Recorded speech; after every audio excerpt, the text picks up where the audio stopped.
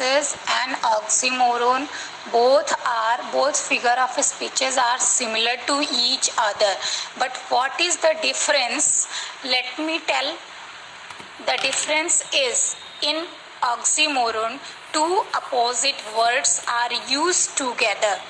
Clear? And in antithesis two opposite words will be used in separate lines, or in a very far.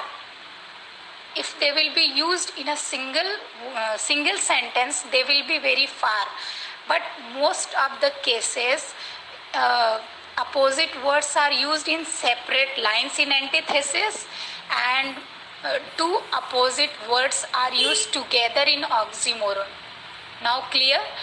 जो oxymoron होता है उसमें to opposite qualities या to opposite ideas जो होते हैं वो एक साथ यूज होते हैं, साथ में आसपास में यूज होते हैं, जैसे hot and cold, day and night. और एंटीथेसिस में अलग अलग सेंटेंसेस में अपोजिट वर्ड्स और अपोजिट फ्रेजेस भी यूज होते हैं.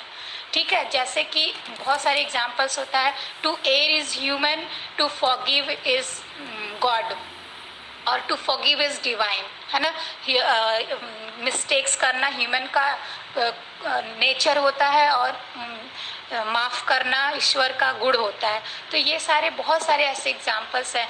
Many proposes, few are chosen. बहुत सारे, many are called and few are chosen. तो बहुत सारे लोगों को बुलाया जाता है लेकिन कुछ ही लोग चूज़ किए जाते हैं. ये एग्जाम्पल्स इंटरव्यू का दिया जाता है. एंड इस तरह से बहुत सारे ऐसे एग्जाम्पल्स है. एंटीथेसिस में बेटा अपोजिट फ्रेजेस यूज होते हैं, बस ये ध्यान रखिएगा. और ऑक्सीमोरन जो होता है उसमें टू अपोजिट क्वालिटीज यूज होते हैं. वो एंड से, टू से बाइफरकेट हो सकता है, लेकिन वो एक ही सेंटेंस में होते हैं. और एंटीथेसिस में अलग अलग सेंटेंस में अपोजिट वर्ड्स होंगे या फिर अलग अलग फ्रेजेस होंगे. जो फ्रेज होगा वो एक दूसरे से अपोजिट होता है. ये चीज़ एंटीथेसिस में होता है. और जैसे एंटीथेसिस का एक one more example I would like to give you. Thunder declares my arrival and rainbow declares my departure.